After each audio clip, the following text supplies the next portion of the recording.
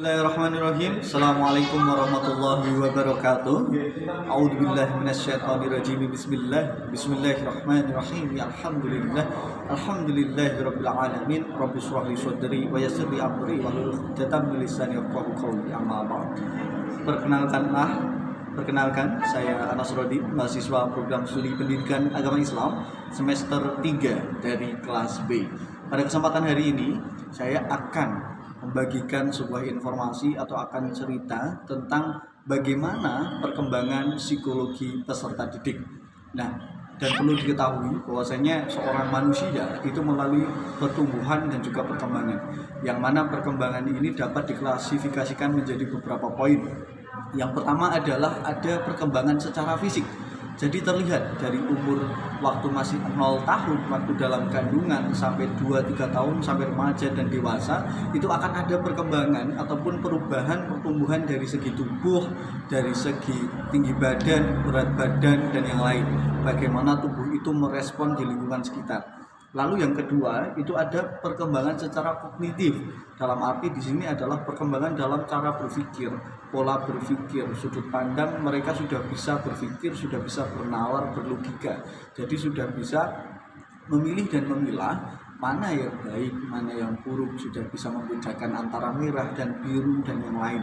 Lalu yang selanjutnya juga adalah ada perkembangan sosial dan emosional. Di sini peserta didik ataupun manusia itu sudah bisa berhubungan ataupun membangun relasi, baik itu secara dari lingkungan, masyarakat, maupun dengan pertemanan yang ada. Jadi sudah tahu bagaimana cara menjaga perasaan, lalu membangun sebuah hubungan yang baik, harmonis dengan kawan-kawan dan juga teman sebaya. Dan ada beberapa faktor yang mempengaruhi daripada adanya perkembangan secara psikologis dari peserta didik. Ada faktor dari genetik. Jadi faktor genetik ini salah satunya berpengaruh, baik itu dari genetik seorang ayahnya dan juga seorang ibunya. Yang kedua, ada dari lingkungan.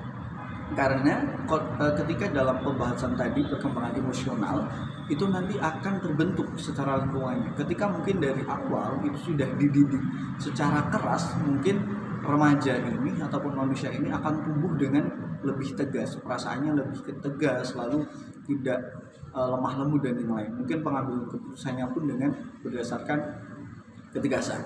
Yang selanjutnya juga ada faktor dari budaya. Budaya ini bagaimana sih? Budaya adalah ketika di situ sudah berjalan berpuluh-puluh tahun, beratus-ratus tahun, di mana setiap pagi ini ngapain, setiap siang ini ngapain, setiap sore ini ngapain, alhasil itu timbul secara tidak sadar, dan itu menjadi karakter bagi seorang peserta didik. Oleh karenanya, perkembangan psikologis peserta didik ini sangat penting bagi kita pahami dan bagi kita sadari. Karena ketika kita sudah sadar dan paham, maka krisis identitas tidak akan kita alami.